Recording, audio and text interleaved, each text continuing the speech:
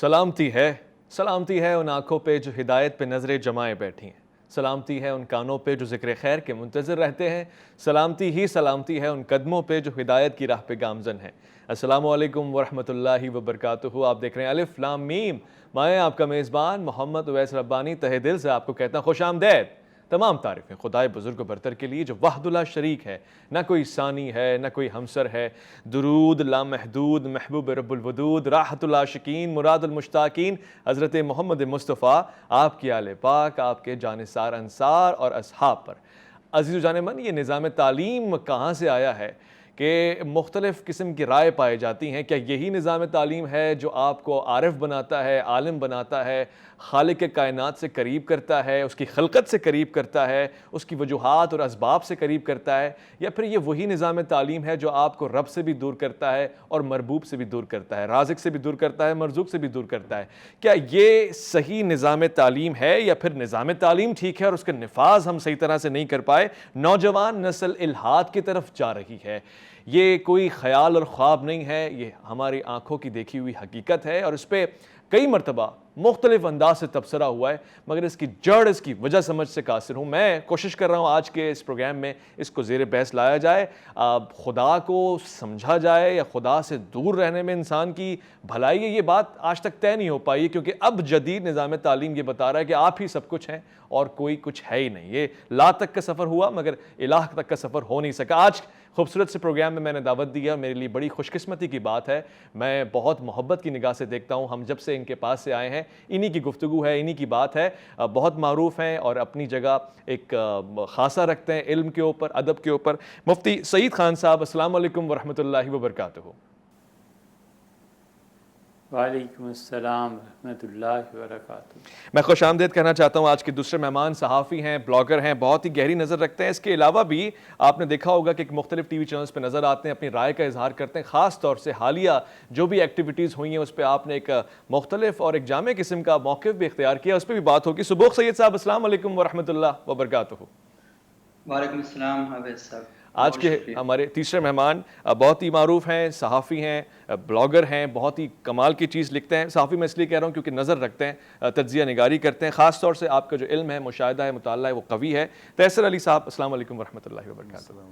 مفتی صاحب، سب سے پہلے آپ سے پوچھتا ہوں، الحاد ہے کیا؟ اس کی ڈیفینیشن کیا ہے؟ اس کی تعریف کیا ہے؟ اور پھر کیا آپ اس بات سے اتفاق کرتے ہیں کہ جو نظام تعلیم ہے وہ نوجوان نسل کو الحاد کی طرف لے کے جا رہا ہے؟ جی، الحاد کا لغوی معنی تو ہے ایک طرف کو ہٹ جانا۔ صحیح۔ لاحد اصل میں اس قبر کو کہا جاتا تھا کہ جس میں سیدھا سیدھا کھدائی کر کے ایک طرف ایک سائڈ پہ میت کو رکھا جاتا تھا۔ صحیح۔ اور الحاد عام طور پہ انحراف کے معنی میں بولا جاتا ہے، یعنی وہ مسلمہ عقائد اور وہ نظریات جو نبوت انسانوں کو دیتی ہے اور رہنمائی کرتی ہے، ان کو چھوڑ کے ایک نئی راہ کو اپنانا، عمومی طور پہ اسے الحاد کہا جاتا ہے۔ صحیح۔ اور جہاں تک نظام تعلیم کا تعلق ہے، دونوں چیزیں ہیں۔ ایک تو اس نظام تعلیم میں سے جو کچھ اب تک برآمد ہوا ہے اس پہ غور کر لینا چاہیے، اور خواتین کی ریلی کے اعتبار سے یہ بھی سوچ لینا چاہیے کہ جو ارباب بسط و کشاد ہیں اور جو حکمران ہیں، جو اس ملک کی تقدیر کو طے کرنے والے ہیں، ان سب لوگوں نے خواتین کی مثبت تعلیم کے لیے کیا بندوبست کیا۔ صحیح۔ اور صرف خواتین ہی کا معاملہ نہیں ہے، لڑکوں کا حال بھی یہی ہے کہ جو نصاب تعلیم انہیں پڑھایا گیا ہے، اگر وہ کسی ڈھنگ کا ہوتا، کوئی منزل متعین ہوتی، تو یہ نتائج نہ دیکھنے پڑتے جو آج ہم نے دیکھنے پڑ رہے ہیں۔ صحیح صحیح، واضح ہو گیا۔ یعنی یہ نتائج نہ ہوتے اگر آپ نے ان پٹ صحیح دیا ہوتا، نظام تعلیم آپ کا بہتر ہوتا، تسلسل کے ساتھ ہوتا اور پھر اچھا ہوتا۔ معاشرے میں بہت ہی زیادہ دلچسپی پائی جاتی ہے آج کی خبر کو لے کے۔ میں سبوق سید صاحب سے پوچھنا چاہتا ہوں، گزشتہ دنوں میں پنجاب میں، لاہور میں یونیورسٹی میں ایک واقعہ ہوا اور اس پہ آپ نے دیکھا کس طرح محبت کا اظہار ہوا، اور کیا آپ سمجھتے ہیں کہ شاید نظام تعلیم یا یونیورسٹی کلچر ہمیں اسی طرف لے کے جا رہا ہے؟ آنے والے دنوں میں اور محبتیں نظر آئیں گی اسی انداز سے؟ کیا یہ واقعی صحیح انداز ہے اور اسی طرح نظام تعلیم سے ریفلیکٹ کرتے ہوئے ہر جگہ ایسے ہی ہونا چاہیے؟ बहुत शुक्रिया अवैस रबानी साहब। सबसे पहली बात तो ये है कि ये निसाब तालीम की वजह से या निज़ाम तालीम की वजह से ये नहीं हुआ। अच्छा। अगर ये निसाब तालीम और निज़ाम तालीम की वजह से होता तो पूरे पाकिस्तान की हर यूनिवर्सिटी में इसी तरह हो रहा होता। तो क्योंकि निसाब और निज़ाम तो ये नहीं है, ये इंसान का अपना मिजाज है, और अपने मिजाज का इजहार इंसान मुख्तलिफ सूरतों में, मुख्तलिफ कैफियतों में, मुख्तलिफ मौक़े पर मुख्तलिफ अंदाज में करता है। और यही इंसान की खूबसूरती है कि वो किसी एक रंग में नहीं होता, वो मुख्तलिफ रंगों में होता है। मुझे किसी और का रंग पसंद नहीं आता तो उसका मतलब ये नहीं है कि उसका रंग गलत है, उसका इजहार मुख्तलिफ है। हम जब दुनिया में बात करते हैं तो इंसान का इज्तिमाई शऊर इस नतीजे तक पहुंचा है कि जो फ्रीडम ऑफ एक्सप्रेशन है, इजहार राय की आज़ादी, इंसान ने ये सोच लिया, इंसान यहाँ तक पहुंच आया कि हमें अपने माशरों के अंदर दूसरों की राय को कबूल करना है और उसी तरह कबूल करना है कि जिस तरह मैं अपनी राय का इजहार करता हूँ। तो ये जो इजहार राय है, ये माँ है उन तमाम आज़ादियों की जो आज तक इंसान ने सोची हैं। मेरी आज़ादी से आपको मसला हो सकता है, आपकी आज़ादी से मुझे इख्तलाफ हो सकता है, लेकिन इस कायनात की छतरी तले मुझे भी हक है कि मैं अपना इजहार उसी तरह करूं जिस तरह आप अपना इजहार करते हैं। ठीक है। या अपने से आपसे मुख्तलिफ तरीके से मैं इजहार करूं।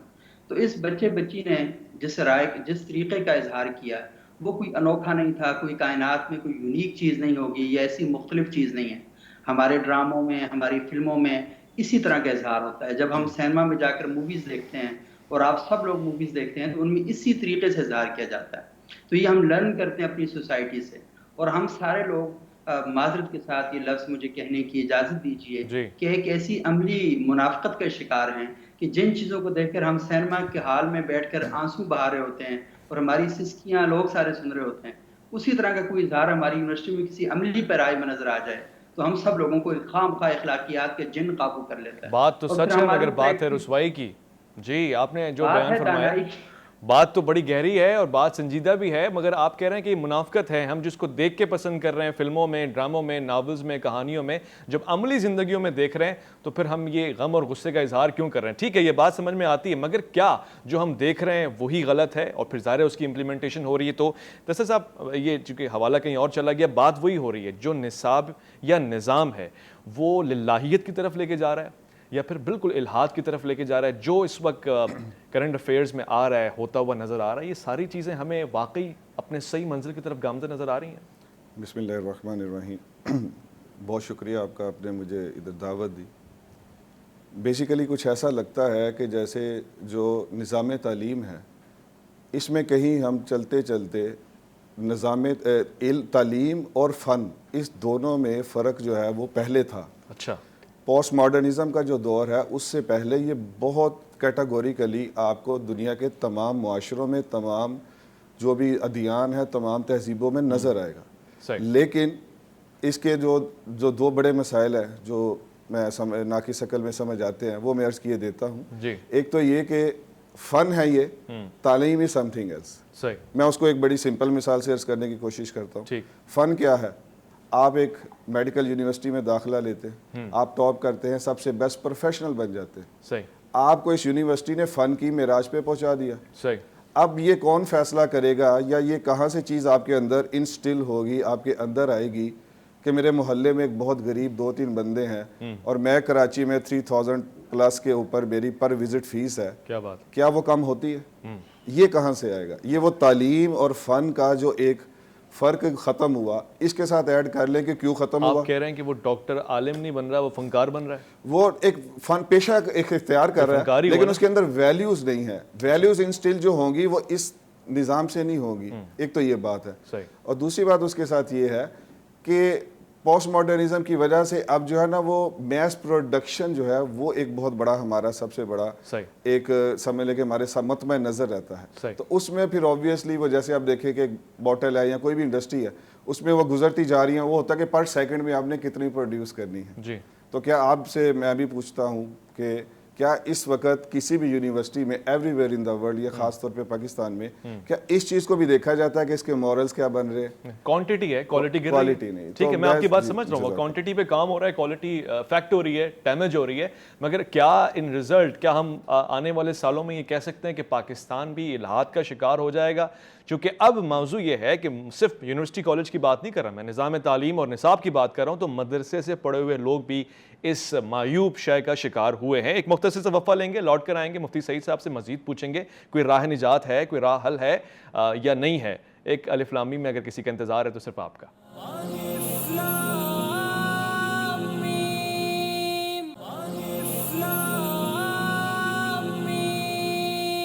جی خوش آمدید۔ میں مفتی سعید صاحب سے پوچھنا چاہتا ہوں، مفتی صاحب آپ کو کیسے ایسے لگتا ہے، کیا لگتا بھی ہے کہ نہیں کہ جو موجودہ نظام ہے وہ نوجوان نسل کو الحاد ہی کی طرف لے کے جا رہا ہے؟ کیا وجوہات ہیں اور کس طرح اس پہ قابو پایا جا سکتا ہے؟ جی سب سے پہلے تو یہ وضاحت کر دوں کہ ہمارے ہاں مذہبی طبقات جو کچھ دھمکیاں دیتے ہیں اور جس عذاب سے ڈراتے ہیں، وہ بنیادی طور پر اس بات کو بھول جاتے ہیں کہ خدا کے جتنے بھی عذاب اقوام پر آئے وہ سب کے سب جہاد سے پہلے تھے۔ انبیاء علیہ السلام دعوت دیتے تھے، اچھے اخلاقیات کی تعلیم دیتے تھے، اور جو لوگ نہیں مانتے تھے پھر خدا ڈائریکٹ اس کائنات میں مداخلت کرتا تھا اور ان پہ عذاب آ جاتا تھا۔ حضرت صالح، شعیب، لوط علیہ السلام کی اقوام ہمارے سامنے، قرآن نے ان کو بیان کیا ہے۔ لیکن جب حضرت موسیٰ علیہ السلام کا دور آیا تو اللہ نے کہا کہ اب ہم آئندہ کوئی عذاب نہیں بھیجیں گے، اور جو اقوام گزر چکی اور عذاب آ چکے وہ سب ماضی کا حصہ ہیں، ان سے عبرت سیکھو، لیکن آئندہ سے زمین پہ جہاد شروع کیا جا رہا ہے اور تم نے سارا کام اب خود کرنا ہے۔ صحیح۔ ہماری مذہبی قیادتیں جتنے پچھلے حوالے دیتی ہیں غالباً وہ اس سے بعد یہ سمجھتی ہیں کہ اب دوبارہ کہیں خدا کا عذاب ایسے ہی آئے گا جیسے پچھلی اقوام پہ آیا، تو اب ایسے ہونے کا نہیں ہے۔ ابن کثیر رحمۃ اللہ علیہ نے 6 پارے میں کافی تفصیل سے یہ بات ارشاد فرما دی ہے۔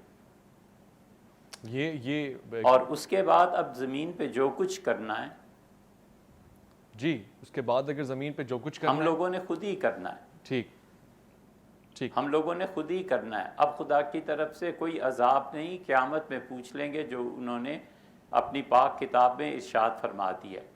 ہم جس نہج پہ چل رہے ہیں، خواتین نے اس مرتبہ جو نعرے اور جو چیزیں لکھی ہیں یہ سب کا سب ایک نظام تعلیم اور دوسرے عدم تربیت کا نتیجہ ہے، اور ہمیشہ سے تعلیم 30-40% ہوا کرتی ہے، 60-70% نظام تربیت پہ چلتا ہے، اور تربیت میں 2 چیزیں ہمارے ہاں نہیں ہیں۔ ایک تو ہمارے ماڈلز گم ہو گئے ہیں، کالجز، یونیورسٹیز، حتیٰ کہ مدارس اور دینی مدارس میں وہ ماڈلز نہیں رہے جنہیں دیکھ کر بچے تمنا کرتے تھے کہ ہم نے بڑے ہو کے ایسا بننا ہے، ایسا بننا ہے۔ اور دوسرے جو نصاب تعلیم نافذ بھی ہو رہا ہے، وہ نافذ کرنے والے بھی پڑھے لکھے نہیں ہیں، جو اساتذہ اور لوگ اپنے اپنے موضوعات پر جا کر پڑھاتے ہیں وہ خود اپنے موضوع پر دسترس نہیں رکھتے الا ماشاء اللہ۔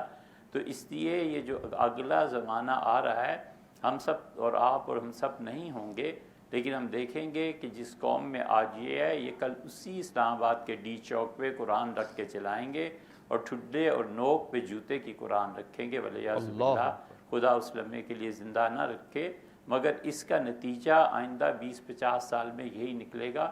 ہم کیوں اپنی آنکھیں بند کر کے اور اپنی نالائکی اور اپنی ذمہ داری پورے نہ کرنے پر غور کیوں نہیں کرتے؟ ہمیں بھی چاہیے، انہیں بھی چاہیے۔ مفتی صاحب آپ ایک دور اندیش آدمی ہیں اور آپ کی نظر بہت آگے کے مستقبل پہ ہوتی ہے، ماضی میں بھی آپ نے جو کچھ کہا وہ کافی حد تک ایسا نظر آیا ہوتا ہوا۔ اب یہ بہت ہی حیران کن بات ہے جو آپ فرما رہے ہیں، اللہ نہ کرے ایسا ہو، مگر یہ بات سمجھنے سے قاصر ہوں میں۔ سبوک سعید صاحب آپ اس سے اتفاق کرتے ہیں آنے والے دنوں میں ایسا بھی ہو سکتا ہے مملکت خداداد میں، ریاست مدینہ میں، پاکستان میں، کیونکہ جا تو ہم اسی ڈائمنشن میں رہیں؟ اچھا مفتی صاحب ہمارے بزرگ بھی ہیں اور انتہائی قابل قدر بھی ہیں، اور ان سے بڑی نیاز مندی بھی ہے اور محبت کا رشتہ بھی ہے۔ میں بڑی محبت کے ساتھ اور بڑے احترام کے ساتھ انہوں نے جو بات کہی کہ نصاب کا جو معاملہ ہے وہ بڑا اہم ہے، میرا خیال یہ ہے کہ ہمیں بنیاد تلاش کرنی چاہیے کہ وہ کہاں پر ہے۔ مفتی صاحب نے اشارتاً ذکر تو کیا، لیکن میں ذرا کھلے الفاظ میں وہ بات کرنا چاہتا ہوں تاکہ آپ کے آڈینس تک شاید میرا یہ جو نقطہ نظر ہے زیادہ کھلے الفاظ میں آپ تک آ جائے۔ دیکھیں اویس شربانی صاحب، سب سے اہم بات یہ ہے کہ پاکستان میں بدقسمتی کے ساتھ مذہبی عصبیت ہے۔ یہاں پر مذہب لوگوں کو خدا کے ساتھ جوڑنے کے لیے استعمال نہیں ہوتا، یہاں پر مذہب لوگوں پر تسلط حاصل کرنے کے لیے ہوتا ہے۔ اور جب آپ تسلط حاصل کرنا چاہتے ہیں اور اس وجہ سے لوگوں کے درمیان خصورتیں پیدا کرتے ہیں، نفرتیں پیدا کرتے ہیں، چوکوں چوراہوں میں کافر کافر کے نعرے لگاتے ہیں، قتل عام کرتے ہیں، معمولی اختلاف کی بنیاد پر دوسروں پر توہین رسالت کا الزام لگا دیتے ہیں، اس کا جو نتیجہ نکلتا ہے وہ الحاد کی صورت میں نکلتا ہے۔ لوگ مذہب بیزار ہو جاتے ہیں، لوگ اپنی جانوں کو اس چنگل سے نکالنا چاہتے ہیں، اور آپ یقین مانیے کہ کئی بار میرے اوپر توہین کے الزام لگا دیے گئے، اور مجھے اتنا دکھ ہوا، اتنا افسوس ہوا کہ ایک ایسی انوائرمنٹ کریٹ کر جاتی ہے اپنا نقطۂ نظر کا اظہار کرنے کی وجہ سے آپ پر توہین کے الزام لگا دیے جائیں اور آپ کی زندگی کو جینن بنا دیا جائے۔ اور یہ سارا کچھ کرنے والے یونیورسٹی کالجز میں کے بھی لوگ ہوتے ہیں، لیکن زیادہ تر ان کے پیچھے ہمارے مذہبی تنظیموں کے لوگ، اور یہ ہمارے ایک خاص مائنڈ سیٹ کو پروان چڑھانے والے طبقوں کے لوگ ہوتے ہیں، مدارس سے وابستہ لوگ ہوتے ہیں۔ اور آپ یقین مانیں کہ دلیل سے بات کرنے کی کہیں کوئی گنجائش ہی نہیں، جب تک آپ کی والدہ کو، آپ کی ماں بہن کو گالی نہ دی جائے تب تک ماحول بنتا نہیں۔ اب مجھے بتائیں کہ جب ایک داڑھی، جبہ، دستار، مشک و عنبر میں نہایا ہوا شخص اپنی زبان سے پیار اور محبت کی بات کرنے کے بجائے گالم گلوچ کرے گا تو مجھے اس سے کنارہ کشی کیسے اختیار کرنی چاہیے؟ میں اس کی فکر سے بھی کنارہ کش ہو جاتا ہوں، اس کے الفاظ سے بھی کنارہ کشی اختیار کرتا ہوں، اس کے وجود سے بھی کنارہ کشی اختیار کرتا ہوں۔ اب مفتی سعید صاحب جیسے علماء اگر معاشرے کے اندر بیٹھتے ہیں تو لوگ ان کی بات سنتے ہیں، نوجوان ان کی بات سننا چاہتے ہیں، لیکن معاشرے کا جو مجموعی ایک ماحول بنا دیا گیا ہے وہ ایسا خوفناک ہے کہ وہاں پر بات کرنے کی جگہ باقی نہیں بچی، اور بات کر لی جائے تو اس کا نتیجہ یہ نکلتا ہے کہ آپ کو کسی بھی چوک میں کوئی بھی الزام لگا کر آپ کو ختم کر دیا جاتا ہے۔ ہماری جو یونیورسٹیاں دیکھیں یہ ایک پروفیشنل تعلیم کے ادارے ہیں، اور ان کا جو بنیادی کام ہے، بنیادی مقصد ہے وہ یہ ہے کہ وہ سوسائٹی میں اعلیٰ پیشہ ورانہ مہارتوں کے حامل لوگ پیدا کریں۔ اور یہ جو ہمارے مختلف مذہبی طبقات ہیں، کیونکہ پاکستان میں لاکھوں کروڑوں کی تعداد میں مساجد، یہ 90% مسلم آبادی کا ملک ہے، اور مجھے بتائیں کہ 90% مسلم آبادی کا ملک 73 سالوں سے اسلام کر رہا ہے، اور اتنا زیادہ مطلب اس پر بات چیت ہو رہی ہے، اور سوسائٹی اسلام سے دور ہوتی جا رہی ہے۔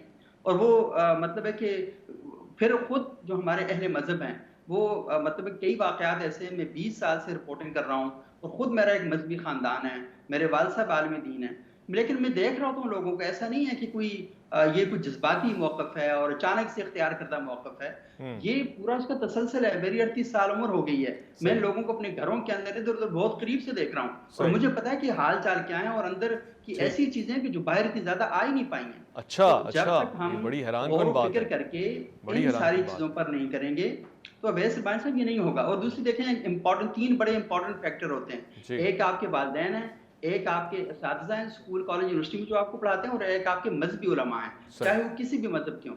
تو ہمارے جو والدین ہیں ان کا کام ہے بچہ پیدا کرنا، اس کو گرمی سردی سے بچانا، اس کے معاملات معاشی ضروریات کا خیال رکھنا، اور یہ سارا تیار کر کے یہ بچہ حوالے کرتے ہیں اسکول میں، تاکہ وہ جو استاد ہے اسکول والا وہ اس کو پروفیشنلی اسٹرانگ کرے اور اس کو سوسائٹی کے لیے کارآمد شہری بنائے۔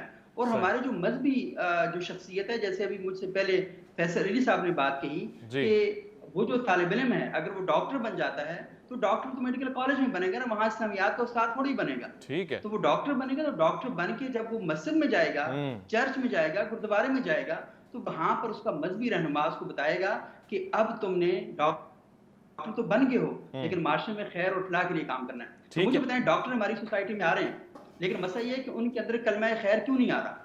تو ہمیں سوچنا چاہیے کہ غلطی کہاں پر ہو رہی ہے۔ نہیں تو آپ جب ڈاکٹر بنا رہے ہیں تو ساتھ میں سیوکس پڑھائیں، ایتھکس پڑھائیں، اس کو سیاست اخلاقیات بھی سمجھا دیں، بات الگ نہیں ہے۔ کچھ آپ اس کو فنکار بنا رہے ہیں تو فنکار میں ایک فن کا اور اضافہ کرتے ہیں، اخلاقیات کا اضافہ کرتے ہیں۔ میں مفتی صاحب سے پوچھنا چاہتا ہوں، آپ کی بات بڑی ریلیونٹ ہے، بہت امپورٹنٹ ہے، پچھلا ہی سوال ہے کیونکہ وہ کنیکٹڈ ہے ہمارے ساتھ۔ مفتی صاحب، کیا الحاد کی طرف پہنچانے میں جو سب سے زیادہ بڑا گہرا اثر ہے، جو سواری ہے، وہ مذہبی طبقے کی ہے، ان مذہبی ٹھیکیداروں کی ہے جو ہر بات پہ توہین کا نعرہ لگاتے ہیں، گستاخی کا نعرہ لگاتے ہیں، عوام سہم جاتی ہے، عام ایک نوجوان نسل گھبرا کے دور ہو جاتا ہے دین سے، یا پھر یہ نظام تعلیم زیادہ تر اس طرف گامزن کر رہا ہے ہمیں؟ دونوں کا حصہ ہے۔ مذہبی رہنما جو نفرتیں پھیلاتے ہیں اور مذہب کو غلط استعمال کرتے ہیں وہ بھی اس جرم میں کسی سے کم نہیں ہیں، اور دوسری طرف جو ہمارا نظام تعلیم ہے، ہمیں نہیں علم کہ مسلمانوں کا نظام تعلیم کبھی بھی اخلاقیات کی کتابوں سے، نظموں سے، بڑی شخصیات کے حوالے دینے سے معرہ رہا ہو. ہمیشہ ہی ہوتا رہا ہے. ہمیشہ ہی نظام تعلیم میں اچھی کتابیں پڑھائی جاتی رہی ہیں، اور اس سے بڑھ کے یہ کہ عملاً تربیت کی جاتی ہے بچوں کی، صرف کتابوں سے نہیں، عملاً اساتذہ اور ایسی شخصیات ہوتی ہیں جنہیں دیکھ کر انسان بنتا ہے. اور آخری بات یہ ہے کہ دو چیزیں، ایک تقوی اور ایک سچ پہ قائم رہنا، یہ اساتذہ کا بڑا وصف تھا جن کو دیکھ کے بچے سنورتے تھے. افسوس ہے کہ اب نہیں رہا. افسوس ہے کہ اب نہیں رہا. آپ نے بہت اچھی بات کی، ماڈل ہونا چاہیے تھا بچوں کے سامنے، کیونکہ کہا یہ جاتا ہے کہ بچہ وہ سیکھتا ہے جو آپ سکھاتے ہیں، مگر اس سے پہلے وہ سیکھتا ہے جو آپ دکھاتے ہیں. میں مولانا تیسر صاحب سے بھی بات کرنا چاہتا ہوں، ایک مختصر وقفہ لوں گا، لوٹ کر آؤں گا تو مزید اس پہ بات ہوگی. الف لام میم میں آپ کا انتظار رہے گا.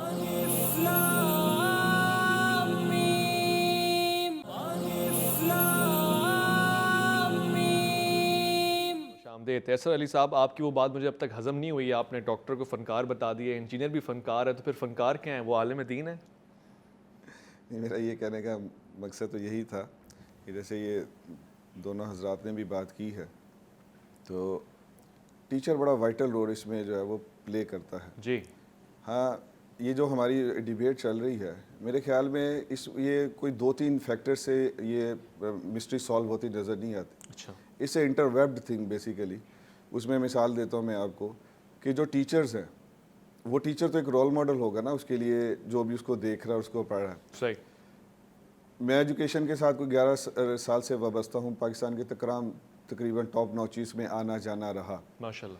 ابھی چند دن پہلے بات ہو رہی تھی تو مجھے ایک ساتھی نے کہا کہ ایم ایس سی کر لے گا جب کوئی، یا کوئی کچھ کر لے گا اور اس میں اس کو کوئی نو وے آؤٹ ملے گا، تو وہ کہاں اپلائی کرے گا؟ صحیح. ٹیچر کے لیے. اور آن دا ادر ہینڈ آپ فنش جو ہے فن لینڈ کو دیکھیں، وہ اس وقت ٹاپ آف دی چارٹ ہے. امریکہ سے بھی وہ آگے ہے، ساری سب سے ہے.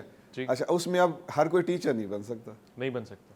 تو یہ بھی تو ایک ہے نا، اس کا ایک رخ ہے کہ اگر ہم اس کے اوپر بھی ورکنگ کریں. ٹھیک ہے، اور بھی چیزیں ہیں، نصاب بھی ایک بہت اہم فیکٹر ہے جو کی رول پلے کرے گا. آپ کے ٹیچر کی تربیت، یعنی میں یہ کہنا چاہ رہا ہوں کہ ایکسکلوسیو ٹیچر جو ہیں وہ تیار کیے جائیں. جیسے مفتی صاحب نے فرمایا، اگر وہ والے تقوی اور سچائی والے ٹیچر ہی خالی لگا دیے جائے. میں نہیں کہتا کہ سارے پاکستان میں لگا دے، لیکن ایٹ لیسٹ ہم اسی روڈ کے اوپر ایک اپنا سفر جاری تو شروع کریں. آپ اس کے اوپر بھی دیکھیں تو یہ بہت سی چیزیں ایسی ہیں کہ جو انٹر ویبڈ ہیں. کوئی 1-2 چیزوں کو پکڑنے سے یہ مسائل حل نہیں ہوتے نظر آتے. آپ کو تو پتہ ہی ہے نا کہ ٹیچر کی تنخواہیں کتنی کم ہیں، اس کی عزت اکرام کتنا کم ہے. دنیا بھر میں، مغربی معاشرے میں جب ٹیچر آتا ہے تو کورٹ میں جج بھی کھڑا ہو جاتا ہے، یہاں پہ تو کھڑے ہوئے لوگ بھی بیٹھ جاتے ہیں کہ ٹیچر ہی آیا، کوئی بات نہیں ہے. تو یہاں پہ کچھ منافقت نہیں کر رہا معاشرہ ہمارے رول میں؟ آپ کہہ رہے ہیں کہ ٹیچرز کریٹ کی جائیں ایکسکلوسیولی ایسے. دیکھیے، جب معاشرہ بیسیکلی انحطاط کا شکار ہو نا کسی چیز کا، تو جب بھی کوئی انقلاب آتا ہے یا کوئی ایسی باتیں ہیں تو وہ پیڈ لوگوں کے ذریعے نہیں آتی. اچھا. میں یہ کہنا چاہتا ہوں آپ کے فورم کے اوپر، پیڈ لوگوں کے ذریعے نہیں آئے گی. جیسے ہم باتیں کر رہے ہیں، سب باتیں کر رہے ہیں، آپ اور بھی اس کے اوپر پروگرامز کریں، بہت سے آپ کو ریسرچر ملیں گے. لیکن آپ، میں اور باقی جتنے لوگ ہیں، ہم اس میں کیا ویلیو ایڈیشن کر رہے ہیں؟ صحیح. ہم بھی تو جیسے میں آپ سے عرض کرتا ہوں کہ میں الحمدللہ کئی ٹاپک سیرت کے اور اس کے پڑھاتا ہوں، تو اس میں ٹیچرز میں زیادہ تر موو کرتا ہوں. اچھا. اور ٹیچرز کے لیے ہم نے سیرت سے نکالی ہوئی چیزیں، میں اس میں ایک ایگزامپل دیتا ہوں، میری ساری بات کلیئر ہو جائے گی. میرے اس سیشن میں جو بات ہوتی ہے وہ یہ ہوتی ہے کہ آپ صلی اللہ علیہ وسلم کی سیرت مبارک یہ ہے کہ آپ ہر ایک کو اتنی توجہ دیتے تھے کہ وہ سمجھتا تھا کہ مجھے سب سے زیادہ توجہ دی جا رہی. یہ میں نے لاہور میں ایک بہت لیڈنگ یونیورسٹی ہے، اس میں میرا لیکچر تھا، میں نے یہ وہاں بات شیئر کی.